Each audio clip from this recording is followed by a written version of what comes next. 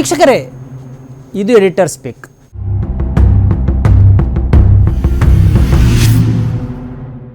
ಈ ಕಾರ್ಯಕ್ರಮದ ಪ್ರಾಯೋಜಕರು ಗಡಿಯಾರ್ ಗ್ರೂಪ್ ಆಫ್ ಕಂಪನೀಸ್.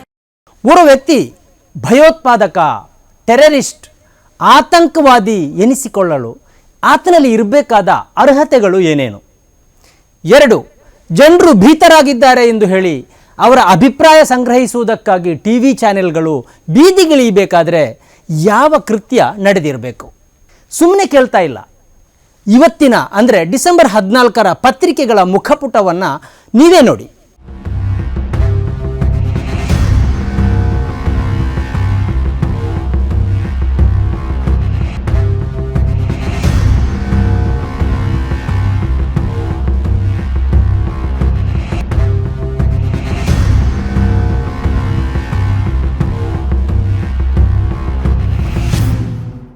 ನೋಡಿದ್ರಲ್ಲ, ಏನೆನಿಸುತ್ತೆ?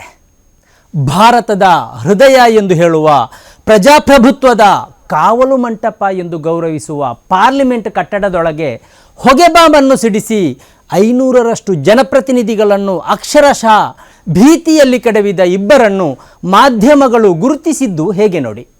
ದುಷ್ಕರ್ಮಿಗಳು, ಬರೇ ದುಷ್ಕರ್ಮಿಗಳು. ನನ್ನ ಪ್ರಶ್ನೆ ಇಷ್ಟೇ, ಯಾಕೆ ಇವರು ಭಯೋತ್ಪಾದಕರಲ್ಲ? ಯಾಕೆ ಇವರು ಟೆರರಿಸ್ಟ್ ಅಲ್ಲ? ಯಾಕೆ ಇವರು ಆತಂಕವಾದಿ ಅಲ್ಲ?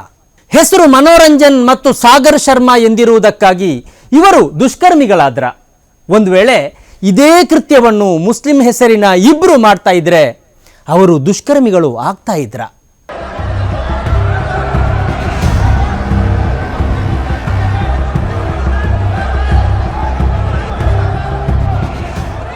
ಒಂದು ವೇಳೆ ಈ ಹೊಗೆ ಬಾಂಬ್ ಸಿಡಿಸಿದವರು ಮುಸ್ಲಿಂ ಆಗಿರ್ತಾ ಇದ್ರೆ ಮಾಧ್ಯಮ ಟ್ರಯಲ್ ಹೇಗಿರ್ತಾ ಇತ್ತು?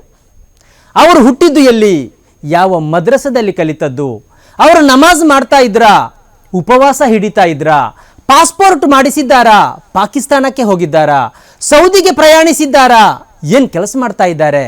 ಯಾವ್ಯಾವ ಸೈಟ್ಗಳನ್ನು ತೆರೆದು ನೋಡಿದ್ದಾರೆ? ಅವರಿಗೆ ಯಾರೊಂದಿಗೆಲ್ಲ ಸಂಪರ್ಕ ಇದೆ? ಮದುವೆಯಾಗಿದ್ದಾರಾ? ಎಷ್ಟು ಮಕ್ಕಳಿದ್ದಾರೆ?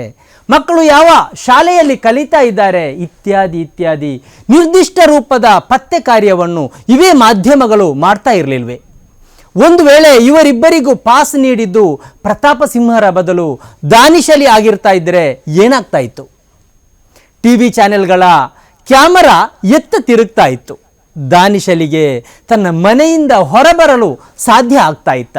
ಕಳೆದ ಸೆಪ್ಟೆಂಬರ್ನಲ್ಲಿ ಪಾರ್ಲಿಮೆಂಟಿನ ತುಂಬಿದ ಸಭೆಯಲ್ಲಿ ದಾನಿಶ್ ಅಲಿಯನ್ನು ಟೆರರಿಸ್ಟ್ ಎಂದು ರಮೇಶ್ ಬಿದೂರಿ ಕರೆದಿದ್ದರು. ಹಾಗಂತ ಈವರೆಗೆ ರಮೇಶ್ ಬಿದೂರಿಗೆ ಏನಾಗಿದೆ? ಏನೂ ಆಗಿಲ್ಲ. ಅವರ ಮೇಲೆ ಕ್ರಮ ಕೈಗೊಳ್ಳಲಾಗಿದೆಯಾ? ಇಲ್ಲವೇ ಇಲ್ಲ.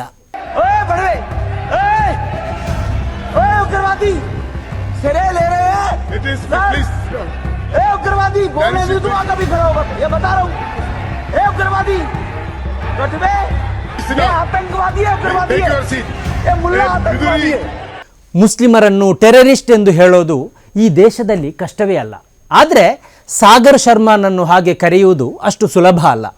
ಆತ ದುಷ್ಕರ್ಮಿ ಆಗಲೇಬೇಕಾಗತ್ತೆ. ಯಾಕಂದರೆ ಈ ದೇಶದಲ್ಲಿ ಟೆರರಿಸ್ಟ್ ಅನ್ನೋದು ಕೃತ್ಯಕ್ಕೆ ಬಳಸುವ ಪದ ಅಲ್ಲ, ಅದು ನಿರ್ದಿಷ್ಟ ಧರ್ಮದ ವ್ಯಕ್ತಿಗೆ ಬಳಸುವ ಪದ.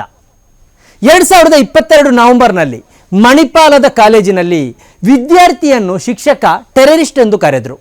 ಹುಡುಗ ಪ್ರತಿಭಟಿಸಿದ. ತಮಾಷೆಗೆ ಹೇಳಿದೆ ಅಂದ್ರು ಶಿಕ್ಷಕರು. Will you call him by the name of a terrorist? No. Khalas. How can you call him like that? No problem. In front of so many people in a class. Sorry, I told you. You are a professional. You are teaching. Yeah, sorry, I told you. You can't call me that. Sorry, I told you. Right? Sir, sorry doesn't change how you think or how you portray yourself here. ಮುಸ್ಲಿಮರನ್ನು ಪಾರ್ಲಿಮೆಂಟಲ್ಲೂ terrorist ಅಂತಾರೆ, class ರೂಮಲ್ಲೂ terrorist ಅಂತಾರೆ, ಪ್ರಶ್ನಿಸಿದ್ರೆ ತಮಾಷೆಗೆ ಅಂತಾರೆ.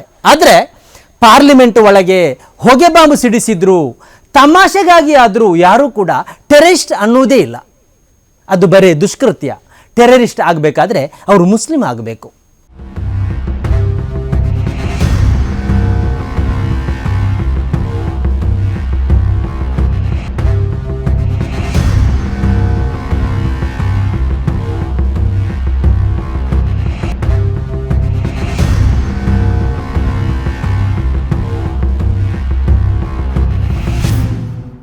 ವಾರಗಳ ಹಿಂದೆ ಬೆಂಗಳೂರಿನ ಹಲವು ಶಾಲೆಗಳಿಗೆ ಬಾಂಬ್ ಬೆದರಿಕೆಯ ಇಮೇಲ್ ಬಂದಿತ್ತು.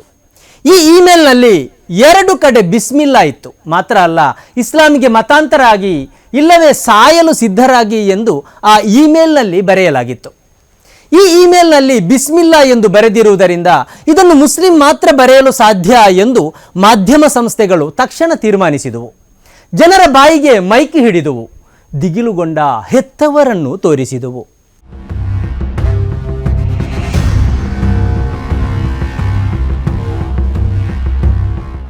ಬಳಿಕ ರಾಜಭವನದಲ್ಲಿ ಬಾಂಬ್ ಇಟ್ಟಿರುವುದಾಗಿ ಪೊಲೀಸರಿಗೆ ಕರೆ ಬಂತು.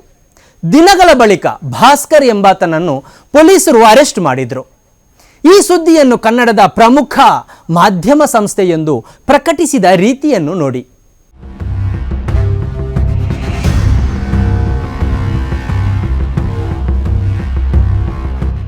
ಬಾಂಬ್ ಕರೆ ಮಾಡಿದ್ದು ಭಾಸ್ಕರ ಆದರೆ ಅದು ಬಿದ್ದು ಬಿದ್ದು ನಗುವ ಸುದ್ದಿ. ಬಶೀರ್ ಆದರೆ ಎದ್ದು ಬಿದ್ದು ಓಡುವ ಸುದ್ದಿ. ಇಷ್ಟೇ ವ್ಯತ್ಯಾಸ. ಅಂದಹಾಗೆ ನಾನು ಮಾಧ್ಯಮ ವೃತ್ತಿಯಲ್ಲಿ ತೊಡಗಿಸಿಕೊಂಡಿದ್ದೇನೆ.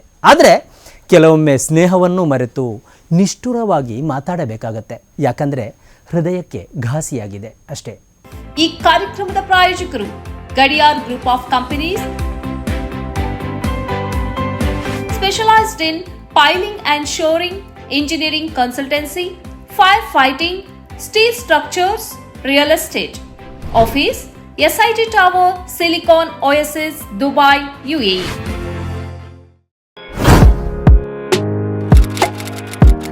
ಇಂತಹ ಹಲವು ಸುದ್ದಿ ಮಾಹಿತಿ ವಿಶ್ಲೇಷಣೆಗಾಗಿ ಸನ್ಮಾರ್ಗ ನ್ಯೂಸ್ ಸಬ್ಸ್ಕ್ರೈಬ್ ಮಾಡಿ. ನಿರಂತರ ನೋಟಿಫಿಕೇಶನ್ ಪಡೆಯಲು ಬೆಲ್ ಐಕಾನ್ ಒತ್ತಲು ಮರೆಯದಿರಿ.